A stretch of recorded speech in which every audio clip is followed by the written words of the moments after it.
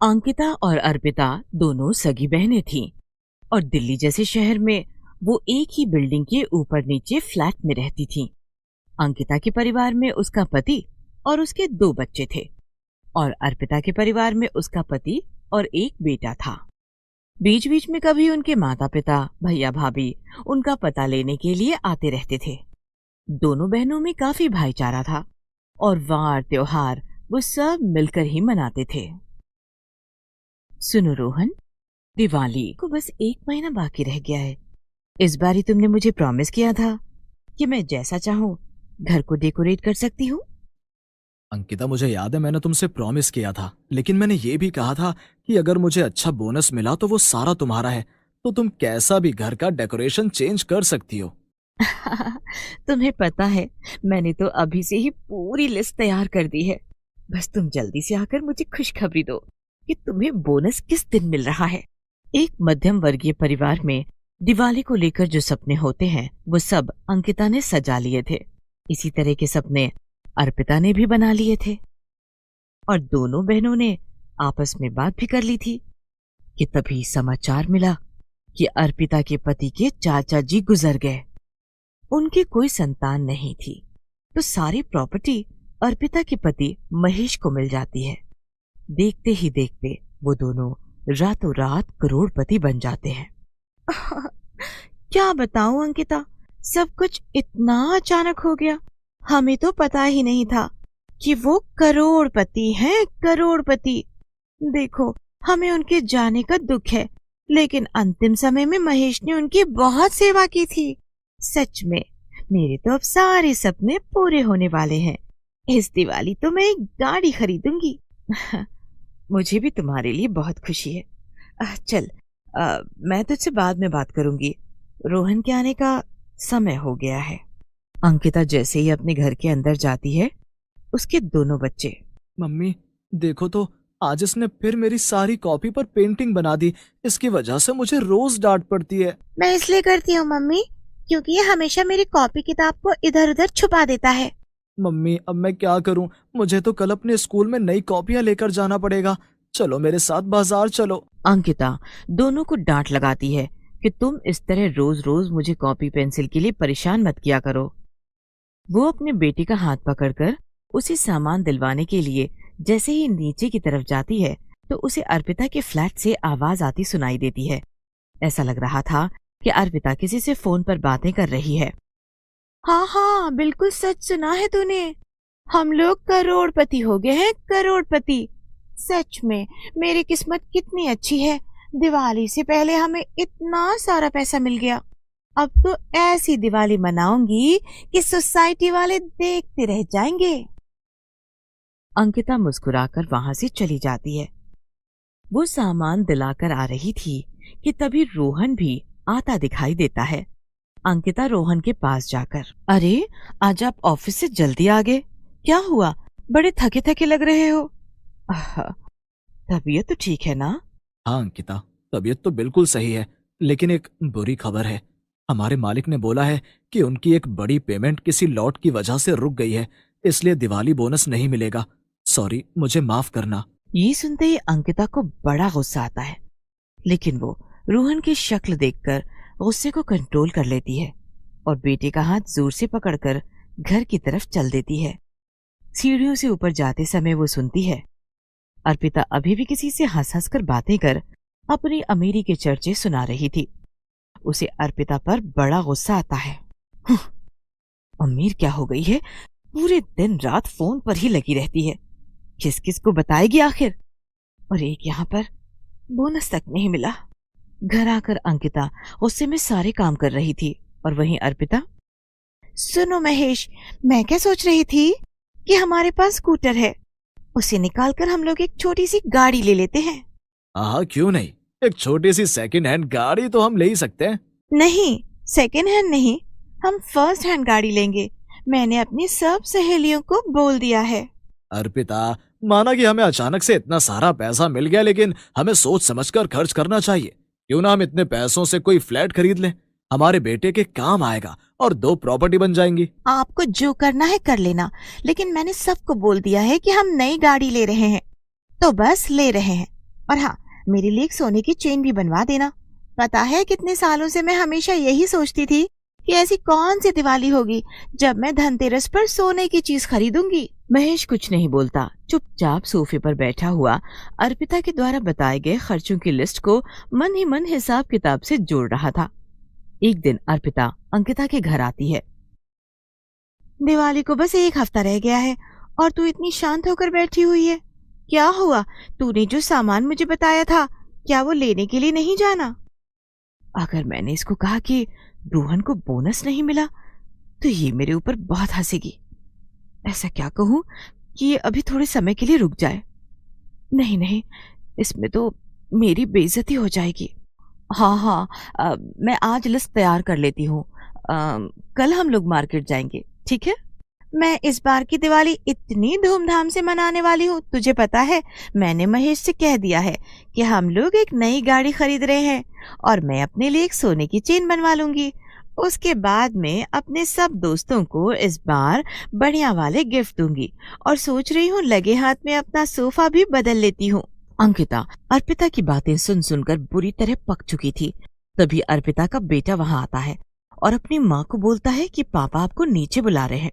चल ठीक है अंकिता, मैं चलती हूँ और तुझे बताऊंगी कि मैं क्या क्या लेना चाहती हूँ। अगले दिन अर्पिता और अंकिता के भैया भाभी दिवाली का तोहफा लेकर उनके घर आते हैं। पहले वो अर्पिता के घर जाते हैं। भैया भाभी, आप दोनों को देखकर मुझे बहुत खुशी हो रही है। आओ आओ बैठो। और मम्मी पापा कैसे हैं?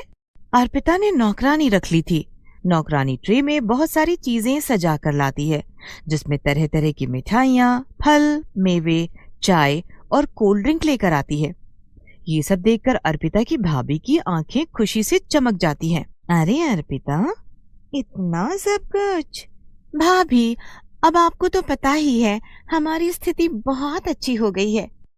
मुझे भी वो सब करना है जो मैं हमेशा से सोचते हुए आ रही थी। आप बिल्कुल भी शर्म मत कीजिए। जो दिल आए वो खाओ पियो। और क्या खाना खाओगे? मैं ऐसा करती हूँ, आप लोगों के लिए पिज्जा ऑर्डर कर देती हूँ। अर्पिता, बहुत अच्छी बात है कि तुम्हारे पास पैसे आ गए और तुम्हारी स्थिति अच्छी हो गई है, लेकिन मेरी बहन, अति हर चीज की बुरी होती है। थोड़ा संभल कर काम करो। पर अर्पिता को तो कुछ समझ ही नहीं आ रहा था। वो तो बस अपनी अमीरी दिखाने में लगी हुई थी। उसके बाद भैया भाभी अंकिता के यहाँ जाते हैं। त्योहारों पर मिलना जुलना होता है भैया, कभी वैसे भी आ जाया करो। तुझे तो पता ही है आजकल कितना काम होता है, समय ही नहीं मिल पाता। त्योहार पर मिल लेते हैं, ये भी बहुत है। पर अगली बारी मैं कोशिश करके टाइम निकालकर जरूर आऊंगा। अंकिता अपने भैया भाभी को सीधा खाना परोसती है। अरे इसकी कोई जरूरत नहीं थी। अर्पिता ने पिज्जा मंगा लिया था, हम लोगों ने वही खा लिया है। तभी अर्पिता भी ऊपर आ जाती है। उसके हाथ में महंगे महंगे उपहार थे। भैया भाभी, ये सब आपके लिए है और ये बच्चों के लिए। आपके आते ही मैंने महेश को फोन कर दिया था कि वो सारा सामान ले आए। इसमें ढेर सारे फल, मिठाइयाँ और पटाखे हैं। अंकिता ने तो वहां पर ले जाने के लिए सिर्फ एक मिठाई का डिब्बा रखा हुआ था। अब अंकिता को बड़ा बुरा लग रहा था, क्योंकि अर्पिता ने वो सारा सामान उसके सामने दिया, जो उसे लगा कि वो उसे नीचा दिखाने के लिए ये सब कर रही है। बाद में अंकिता को पता चलता है कि उसकी भाभी ने सब तरफ यही बोला कि आज अर्पिता ने उसकी बड़ी खातिरदारी की और अंकिता ने उसे ऐसे ही भेज दिया। अंकिता ने जो जो सोचा था वो दिवाली पर कुछ नहीं कर पाई और अर्पिता ने वो सब कुछ कर लिया जो वो लिस्ट बनाकर बैठी हुई थी। दिवाली वाले दिन सुबह से ही सब घरों में रौनक थी। अंकिता और अर्पिता के घर में भी थी, लेकिन अंकिता उदास थी क्योंकि वो अपनी पसंद की दिवाली नहीं मना पा रही थी। रात को सारे बच्चे छत पर जाकर आतिशबाजी करने लगे। अंकिता और अर्पिता के बच्चे भी आतिशबाजी कर रहे थे। तभी महेश के कुछ दोस्त आ जाते हैं। वे उन्हें लेकर नीचे आ जाता है और अर्पिता किसी से फोन पर बातें करते हुए दूसरी तरफ चली जाती है। अंकिता का बेटा बहुत सारे पटाखे ऊपर लेकर आया हुआ था। तभी वो आधी जली हुई फुलझड़ी साइड में फेंकता है, जो पटाखे के थैले में जाकर गिर जाती है। अंकिता ये देख रही थी कि तभी वो बच्चों को अलग करती है और अर्पिता का बेटा वहीं डरा सहमा खड़ा रह जाता है। तो वो उसे जाकर जैसे ही धक्का देकर साइड करती है, बड़े पटाखों में आग लग जाती है जो उछल उछल कर अंकिता के ऊपर गिर जाते हैं, जिससे उसके कपड़े में आग लग जाती है। रोहन बच्चों का शोर सुनकर ऊपर आता है और अंकिता को देखकर वो जल्दी से उसके कपड़ों में लगी आग को बुझाने लगता है और फिर वो उसे तुरंत पास के एक हॉस्पिटल में लेकर जाता है, जहां उसकी वो मरहम पट्टी करा उसे घर ले आता है। मुझे माफ कर दो अंकिता, एक तो मुझे रोहन को इतने सारे पटाखे लेकर ऊपर नहीं जाने देना चाहिए था और ऊपर से मैंने उसका ध्यान भी नहीं रखा। अंकिता को चोट लगी है, ये सुनकर उसके मम्मी पापा भी वहां आ जाते हैं। घबराने की कोई बात नहीं है, वो तो मैं समय से पहुंच गया, वरना कोई बड़ा हादसा हो जाता। मैं देख रही हूँ अर्पिता, जब से तुम्हारे पास पैसा आया है तुम्हारा तो दिमाग ही ठिकाने पर नहीं है। तुम्हारी लापरवाही की वजह से त्योहार का रंग खराब हो गया। और महेश, तुम तो इसे कुछ कह ही नहीं रहे हो। आज से पहले भी यहाँ पर दिवाली मनाई गई है, सब कुछ खुशी खुशी होता रहा, लेकिन देखो जरा सी अमीरी का रंग क्या चढ़ा, तुमने रंग में भंग कर दिया। मुझे माफ कर दो माँ, महेश ने तो मुझे बहुत बोला था कि अमीर होने का मतलब ये नहीं कि तुम कुछ भी करती फिरो, तुम्हें सोच समझ कर करना चाहिए, और इस हादसे ने तो मुझे अच्छे से समझा दिया है। अंकिता मेरी बहन, मुझे माफ कर दे, आज तेरी वजह से मेरे बेटे की जान बच गई। मुझे माफ कर दे बहन। भगवान का शुक्र अदा करते हैं कि कोई बड़ा हादसा नहीं हुआ। चलो अब बहुत हो गया, हादसा छोटा था लेकिन सीख बड़ी देकर गया है। अर्पिता अंकिता को गले लगा लेती है। समसपुर नामक एक छोटे से गांव में किशनपाल नाम का एक मजदूर अपने परिवार के साथ रहता था। उसके परिवार में उसकी पत्नी शांति और उसके 2 बच्चे वंशदीप और वनमाला थे। वनमाला विवाह योग्य हो गई थी। किशनपाल का एक दोस्त था, उसके बेटे से वरमाला का रिश्ता भी तय हो गया था, किंतु आर्थिक तंगी के चलते 2 साल से वनमाला का विवाह नहीं हो पा रहा था। अक्टूबर का महीना शुरू हो गया था और गांव में रामलीला चल रही थी कि तभी एक दिन किशनपाल का दोस्त अपने बेटे और अपनी पत्नी के साथ किशनपाल के घर आता है। किशनपाल भैया, 2 साल हो गए दोनों बच्चों का रिश्ता तय किए हुए, बात है कि आगे बढ़ ही नहीं रही है। अब क्या बताऊं, तुम तो जानते ही हो पिछले साल मैंने शादी के लिए थोड़ा बहुत पैसा जमा किया था, लेकिन वनमाला की माँ बीमार हो गई तो सारा पैसा उसी पर खर्च हो गया, और इस साल तो इतनी कमाई नहीं हुई कि मैं 2 पैसे जोड़कर रख लेता। देख भाई, ये दोस्ती है और अब आपसदारी में बदलने वाली है। तुम तो जानते ही हो कि मंगलू की माँ बहुत बीमार रहने लगी है।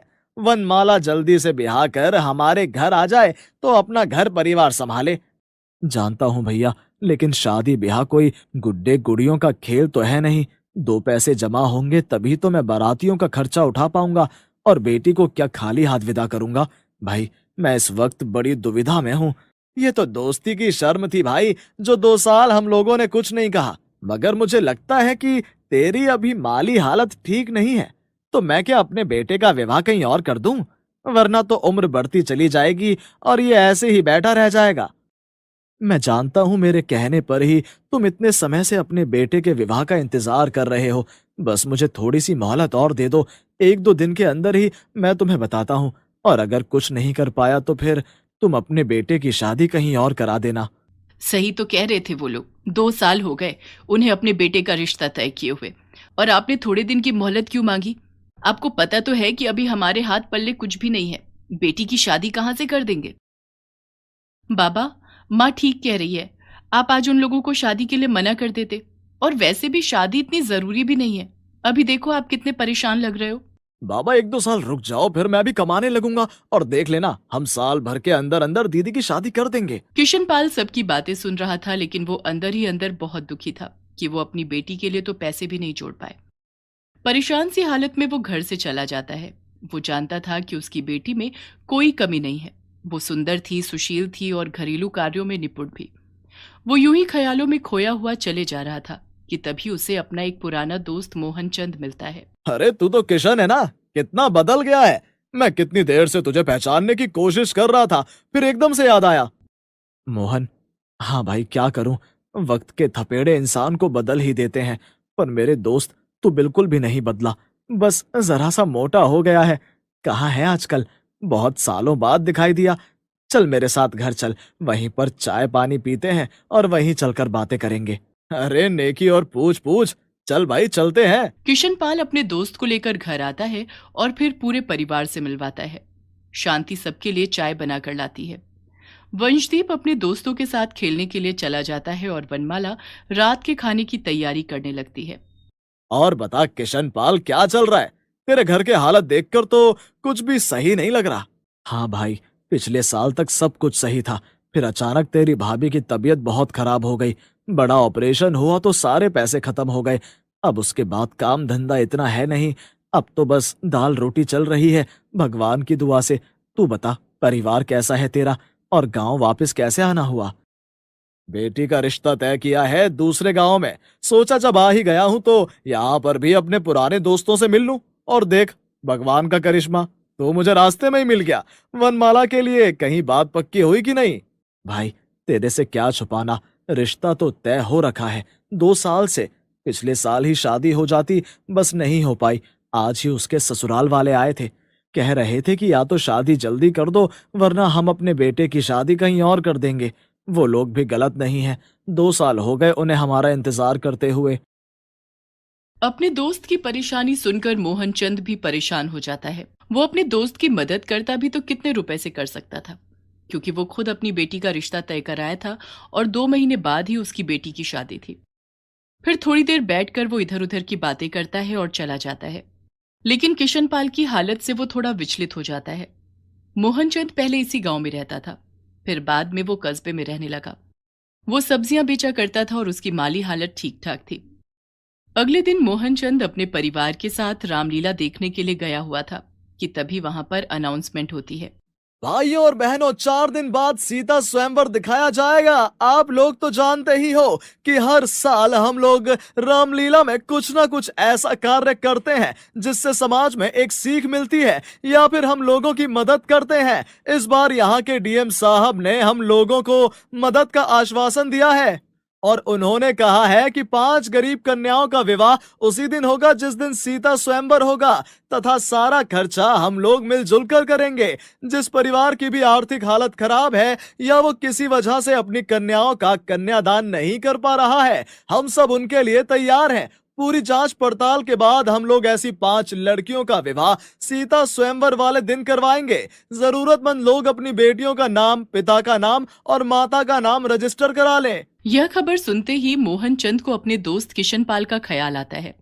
वो तुरंत उठकर वहां जाता है और अपने दोस्त, उसकी पत्नी और बेटी का नाम लिखवा देता है। ये आपने बड़ा अच्छा काम किया। जब से आपने मुझे उस बच्ची के बारे में बताया, मैं भी सोच सोच कर परेशान हो रही थी। बेटियां बोझ नहीं होती, लेकिन समय से अगर विवाह हो जाए तो ये बहुत अच्छी बात है। जैसी हमारी बेटी वैसी ही वनमाला। सच कहती हूँ, अगर हमारा बेटा होता तो मैं उसे ही अपनी बहू बनाती। बहुत ही समझदार और सुशील लड़की है। हम लोग कल सुबह ही किशन पाल के घर चलते हैं और थोड़ी बहुत मदद हम दोनों भी कर देंगे। अगले दिन सुबह मोहनचंद अपनी पत्नी के साथ किशन पाल के यहाँ आकर वो खबर बताता है जिसमें कि सीता स्वयंवर के दिन 5 गरीब लड़कियों का विवाह होना तय हुआ है। भाई, तूने मेरे बारे में इतना सोचा, तेरा बहुत बहुत धन्यवाद। मैं आज ही मंगलू के घर जाकर उसके पिताजी से बात करता हूँ। अच्छा परिवार है, वरना कौन 2 साल किसी का इंतजार करता है। ठीक है भाई, तू उनसे बात कर ले और उसके बाद मेरे पास आ जाओ। वहां पर थोड़ी जांच पड़ताल करेंगे और फिर देख लियो, बड़े आराम से हमारी वनमाला का विवाह हो जाएगा। कुछ मैं मदद कर दूंगा और कुछ तेरे पास भी होगा, तो हम मिलजुल कर बेटी के लिए सामान कर लेंगे। शाम को ही किशन पाल अपनी पत्नी के साथ मंगलू के घर जाता है। ठीक है भाई, हमें कोई आपत्ति नहीं है। ये तो और भी अच्छी बात है कि जिस दिन माता सीता का विवाह होगा उसी दिन हमारे बच्चों का भी विवाह हो जाए। तो फिर ठीक है, सीता स्वयंवर वाले दिन ही हमारे बच्चों का भी विवाह हो जाएगा। ठीक है भाई, अब हम लोग चलते हैं। हमें मोहनचंद के पास भी जाना है, वहां रामलीला में रात को बच्चों का भी नाम लिखवाना है। किशन पाल मोहनचंद के यहाँ जाता है और रामलीला में पूरी छानबीन के बाद ये तय हो जाता है कि सीता स्वयंवर वाले दिन वनमाला का विवाह होगा। अगले दिन सुबह ही विवाह की तैयारी शुरू हो जाती है। वनमाला की हल्दी और मेहंदी की रस्म होती है। किशन के 1-2 रिश्तेदार और गांव की कुछ औरतें बधाई संगीत गाती हैं। और जब ये बात वहां के सरपंच को पता चलती है कि इस तरह करके कस्बे में गरीब कन्याओं का विवाह हो रहा है और इस गांव से किशन पाल की बेटी वनमाला का नाम गया है, तो वो भी किशन पाल की बेटी के विवाह में मदद करता है। अगले दिन कस्बे में डीएम साहब पधारते हैं और 5 लड़कियां भी जिनका विवाह होना था। सब बड़े लोग मिलकर उन सब कन्याओं के लिए घरेलू सामान देते हैं तथा शाम के समय मंडप पर सबकी शादियां करवाते हैं। गांव वासियों, ये जो आज यहाँ पर शुरुआत हुई है, अब ये हर साल रामलीला में हुआ करेगी। लोगों की भलाई के लिए बहुत सारे कार्य किए जाते हैं और उन्हीं में से एक कार्य ये भी होगा। आज यहाँ सीता स्वयंवर वाले जिन जिन बच्चों का विवाह हुआ है, मैं उन्हें ढेर सारी शुभकामनाएं देता हूँ। ये एक छोटी सी पहल है और मैं चाहता हूँ कि ये हर गांव में हो। ये सुनकर सारे गांव वाले जोर जोर से ताली बजाने लगते हैं और डीएम साहब की प्रशंसा में नारे भी लगाने लगते हैं। विवाह के बाद वनमाला पहले अपने घर आती है और फिर पूरे रीति रिवाज से किशनपाल और उसकी पत्नी अपनी बेटी का विदाई समारोह रखते हैं। गांव का सरपंच और उसकी पत्नी भी आकर वनमाला को आशीर्वाद देते हैं तथा उपहार भी।